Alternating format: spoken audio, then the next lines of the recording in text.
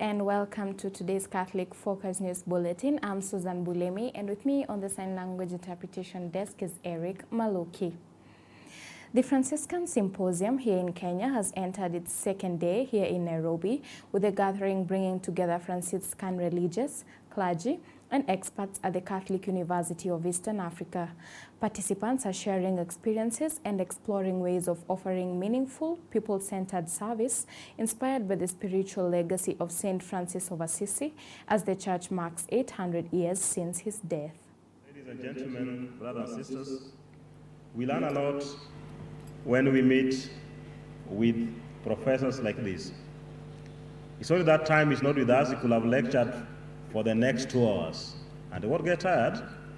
And that's the beauty of having a professor amidst you. We have talked about empathy, but what professor is saying that it's not about empathizing with everybody, but having intellectual empathy. That means putting yourself on the shoe of others so that you genuinely understand them.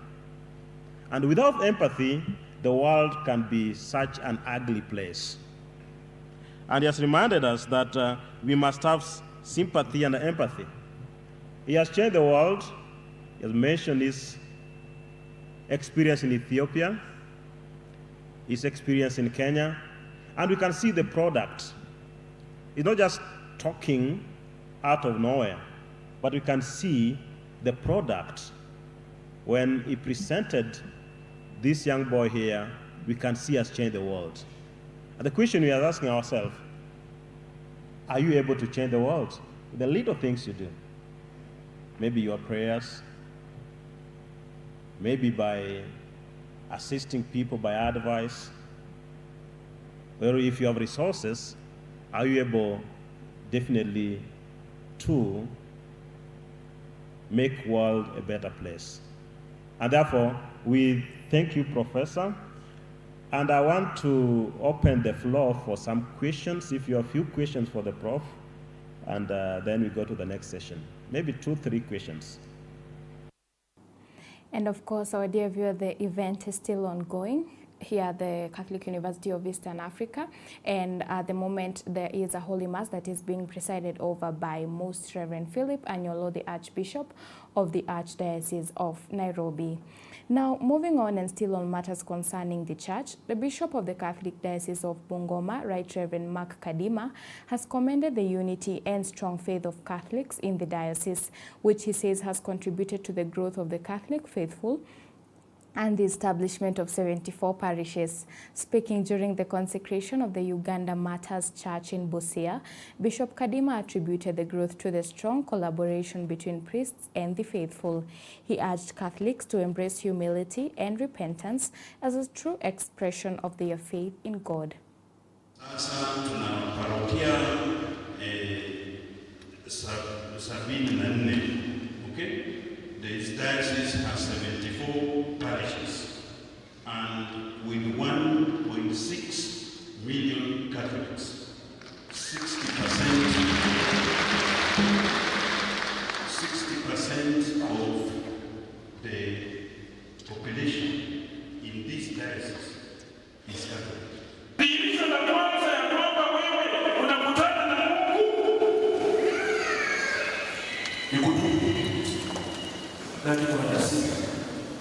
Humility, like Zacchaeus, to know that what he has given you, Zacchaeus was not a poor man.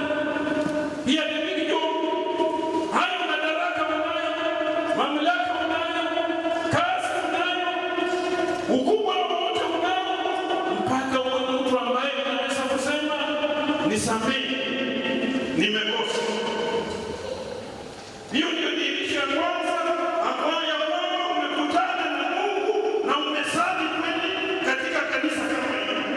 Sisi tuko hapa na tukitoka hapa, mimi nikiwa wa kwanza nitakiri makosa ya kwamba mimi sio Mungu, mimi ni binadamu, naweza kukosa, na kama nimekosea watu nasema nimekukosea, nimekusamehe, nimekuibia na kulipa.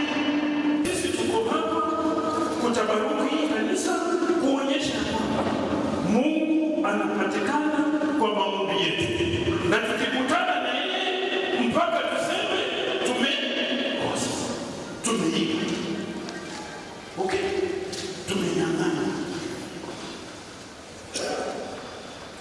Hata tukiwa watu wakubwa, with God every time is zero.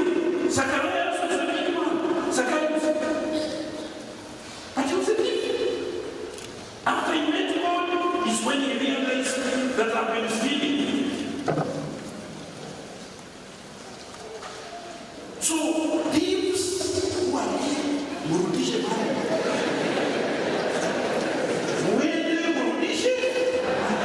Kama umechukua mke wa mtu, bibi ya mtu umechukua, shamba ya mtu umechukua, benki ya mtu umechukua, gari ya mtu umechukua, rudisha leo. Moving on, President William Ruto has reaffirmed the importance of Kenya's constitution, describing it as a cornerstone of the country's democratic order and safeguard against abuse of power. Speaking during the Katiba Day Symposium at the Kenyatta International Convention Center here in Nairobi, President Ruto said the constitution not only limits and distributes power, but also provides checks and balances and protects citizens' rights, including access to health care, housing, sanitation, and food.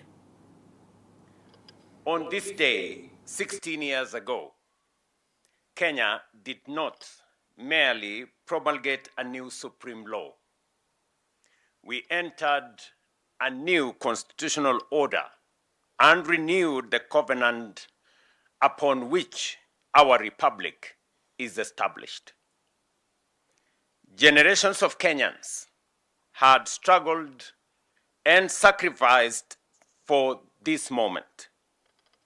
They wanted a nation governed not by the whims of the mighty and powerful, but by the sovereign will of the people. A nation in which authority would be restrained by law, public office exercised as a trust, and every institution held accountable to the citizens it serves. With that in mind, Katiba Day, 16 years later, must be more than an annual anniversary. It must be a day of national accounting. We must take a collective pause and reflect on a few critical questions. Have we faithfully implemented the Constitution? Have we exercised the authority it confers upon us responsibly? Have we effectively delivered the rights that the Constitution guarantees? And have our institutions fully honored the purposes for which they were established? These questions apply to the executive, to Parliament, to the judiciary, to the national and county governments, to constitutional commissions and independent offices, and to every state and public officer. Our Constitution performs two equally important principles. First, it restrains power. It shares authority, establishes checks and balances, protects fundamental freedoms, and provides remedies against abuse. Second, it manages power. It commands the state to govern, protect, and progressively realize the social and economic rights of the people. Our responsibility is to uphold both obligations. 3 is central to any honest assessment of constitutional implementation. It guarantees every person the right to the highest attainable standards of health, accessible and adequate housing, and reasonable standards of sanitation. And in a bid to hold leaders accountable, Labour Cabinet Secretary Dr. Alfred Mutua has renewed concerns over the alleged neglect of development projects initiated during his tenure as Machakos governor, calling for the restoration of key water and sanitation facilities. Our reporter Maureen Kimani with more details. During his visit to Machakos County, Mutua singled out the Kitongi Community Borehole in Kagundo constituency, which he says has broken down and been abandoned, leaving residents, including school-going children, without a reliable source of water. Nimefika hapa nikashtuka kwa sababu mimi nikiwa governor nilichimba bore 645 kwa kaunti ya Machakos. Na ndio watu wasilipe ile pesa, tunaambiwa ulipe pesa, hakuna pesa ya kulipia stima, tukaweka zote solar panel. Maji, alafu maji ilikuwa ya bure bila malipo. Hakuna mtu alikuwa analipishwa maji because we said water is life. Water is life. Tukaweka mifereji, tukaweka kila mahali. Sasa nimeshtuka kuambiwa hizi bore hazifanyi kazi. The boreholes, we used government money. Tulitumia pesa ya serikali kuchimba boreholes. Sasa wananchi wanasema bore hazifanyi. Mwalimu hapa anatembea na mask. Kwa sababu hii vumbi iko hapa, watu wakicheza ni nyingi na ilikuwa nyasi. Umeona? Akina mama wananiambia wamerudi kwa mto. He also raised concerns over the Kawithei Market toilet constructed during his administration, which he says has remained closed under unclear circumstances, forcing traders, particularly women, to seek alternative sanitation facilities. Na nimesikia vibaya sana kuongea na mama mkongwe hapa na wasichana hapa, hasa kina mama wananiambia kwamba wanaendanga kwa kichaka hapa nyuma wakija hapa na wana maduka hapa, wanauza mamboga hapa. Mama anasema anaendanga kujisaidia pale nyuma. And we are supposed to be civilized people. You know, the simple thing of taking care of sewer. Nilijenga choo na nikasema free toilets. Hata kwa highways tukajenga free toilets because the dignity of using a toilet, it's a mark of civilization. How can our grandmothers here, our fathers here, our children here wanaenda kwa kichaka kama wanyama wa pori in 2026? Na mnasema ati ni maskini. Sio maskini. Residents Catherine Soy and Abanas Macau have decried what they described as poor service delivery. Kutoka hiyo ball iharibiwe, tuko na shida mingi ya maji. Wamama wanaendea huko kwa visima, tunahangaika sana kuchota maji tukitumia mitungi. Baba zetu hata kuoga ni shida. Boreholes Mukunike sublocation tuko na boreholes 3. Kuna hii ya Kitongi, kuna ingine ya Mukunike pale chini St Mary's Mukunike High School, na kuna ingine inaitwa Kwandeto. Yenye inafanya kazi saa huu ni Kwandeto. Ya Kitongi na ya Mukunike hazifanyi kazi. Na hata ukienda hapo huwezi jua kama kulikuwa na borehole. Solar system zote zimeharibiwa, zimekatakatwa, wires. Hii shule watoto wanakunywa maji huko kwa masimo huko. Last season kuna mtoto aliingia hapo, tukapoteza huyo mtoto akienda kuchota maji. Sasa tuko na shida ya maji huku Kitongi. Mutua has called on the Machakos County government to urgently restore the abandoned water projects and reopen public facilities, stressing that development projects should be maintained and sustained for the benefit of residents. As residents and leaders call for better service delivery across the county, they now hope their concerns will be heard and action taken to address their pressing needs.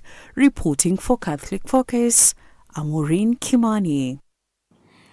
In other news, county governments have been urged to strengthen partnerships with non-governmental organizations to improve healthcare delivery. The call was made in Kilifi County during the handover of 19 laptops and motorcycles donated by LVCT Health. The equipment is expected to boost digital data collection and transmission at grassroots health facilities while improving the mobility of healthcare workers. To receive laptops and motorbikes from the USAID Tawisha Kwani that will catalyze service delivery in line with the UHC agenda in this county. We have received 3 motorbikes that will help us in facilitating sample referrals from the periphery health facilities to where the reference laboratories are. And this is a very critical component in service delivery because not all health facilities have the required laboratories equipment, and as such, therefore, we'll have a team of riders that will be moving around the primary healthcare facilities, picking designated specimens to designated referral laboratories where the investigations, the screenings will be done, and this therefore will give us really an opportunity for our clientele to have the results at a low cost. This is an opportunity for us to strengthen the partnership that we've had with the county government, because the county government is really the main provider of health services in this region. We as partners just come to complement what they're doing. We have been here for 5 years, and it's time to complete the transition process. And just as he has said, to support service delivery, we've supported the county with laptops as part of health system strengthening. You know, data management is very critical. When you do work, we can only know if you have reported, if you have outputs and outcomes. And it's important for the county health management team and the sub-county health management team to be equipped adequately to be able to document the work that they have done. And then the motorbikes are here to support the sample networking. And let me say that it's an opportunity to integrate. If there are any small things that can be transported between the small facilities and large facilities, then the county can integrate. And so we are keen for the next few months that we are here before we officially hand over. We are going to partner and twin together just to see that the transition process is done well. Now we shift our focus to the healthcare sector. Clinical officers in Migori have urged the county government to fast-track implementation of the SHA comprehensive medical cover to ensure union members and their dependents have access to quality healthcare services. The union says delayed salary remittances since July have disrupted access to SHA services, leaving members struggling to obtain medical care. For the county government, if your salary is not paid by 9th of every month, SHA automatically locks you out of service. We've had delay in salaries for July and August by covering several counties, Migori County government being one of them. So our members and the people who depend on them, the dependents in the SHA, have been suffering immensely because they are not able to seek medical services owing to the fact that the subscriptions have not been submitted by the county government. We are pleading with the county government that we've seen how SHA works. You don't submit the monthly subscriptions by 9th of every month, we are locked out. We initially had an agreement an agreement that was ongoing about having a comprehensive cover for healthcare workers. This cover, I think, was extended to the rest of other county workers. So we are pleading with the county government, kindly fast-track the implementation of a comprehensive cover, not only for healthcare services, because as a healthcare worker, how are you going to offer services to a patient when you yourself or a dependent cannot get the same services using that SHA cover? So I'm calling upon all members who are clinical officers within Migori County, who are serving under the county government of Migori, that we continue staying away from work until this particular issue is addressed by the relevant authorities. Having a very big challenge with the scheme we are in SHA. The issue of SHA is not that the SHA is not working, but the scheme that us county government workers, healthcare workers, those who are employed by the county are in, is a scheme that is not favorable, both to us and also to our dependents. We are being deducted over 3,000 shillings every month, but we get the services that even in our referral hospital, we cannot get a test that goes beyond 1,000 because of the scheme that we are in. That's the reason why we are calling upon the governor and the county government to ensure that the scheme, or to ensure that we get an alternative cover, just like some other counties where there is an alternative cover, where if SHA fails, they can get services through that other cover. This one thing we are calling the comprehensive SHA. It's really draining us. Imagine a situation whereby you are offering services which you yourself you can't get. You have to use your extra cash or rather your money to be given those services, yet you are the very person who is offering them. It's a really saddening situation that we will wish our members to continue undergoing through. To comprehensive medical cover, I also want to report here that we met with the Council of the Unions and formed a technical committee to look into how they can have their comprehensive medical cover.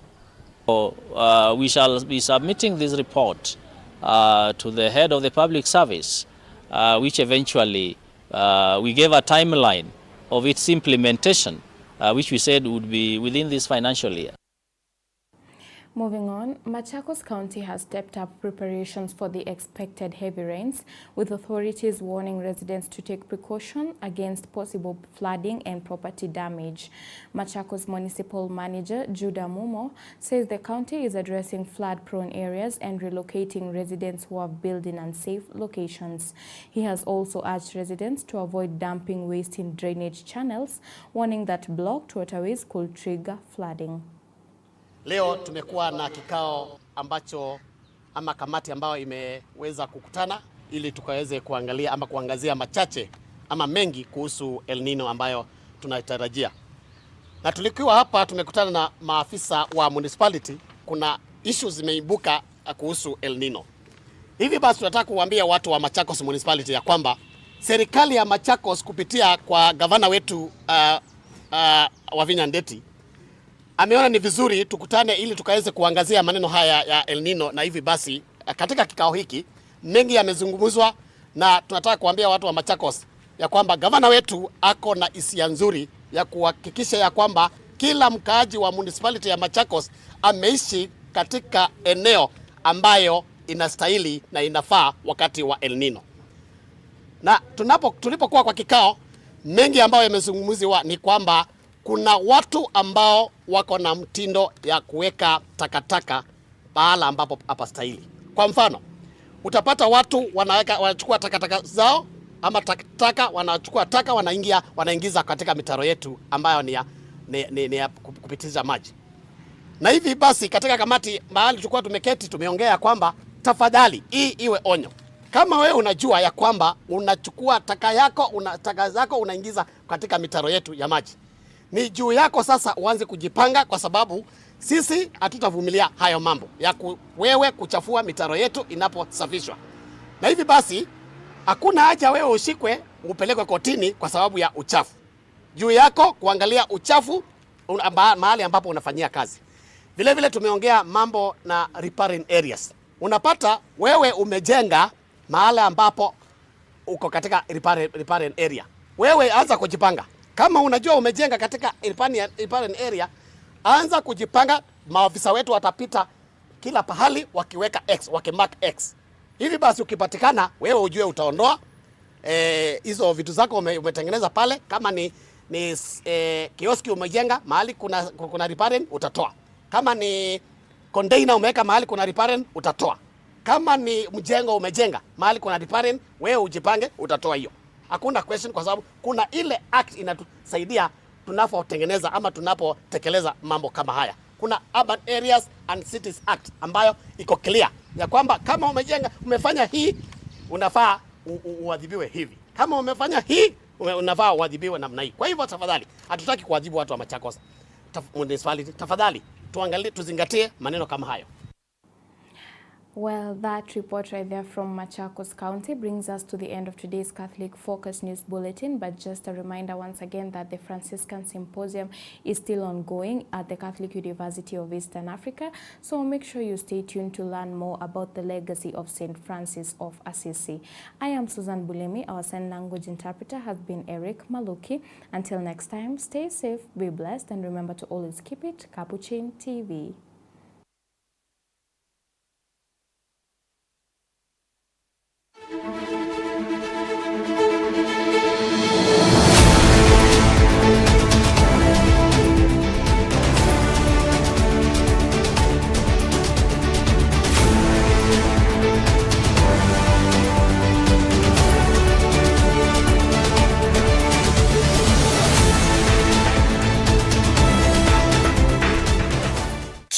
watching Capuchin TV, your staunchly Catholic identity channel.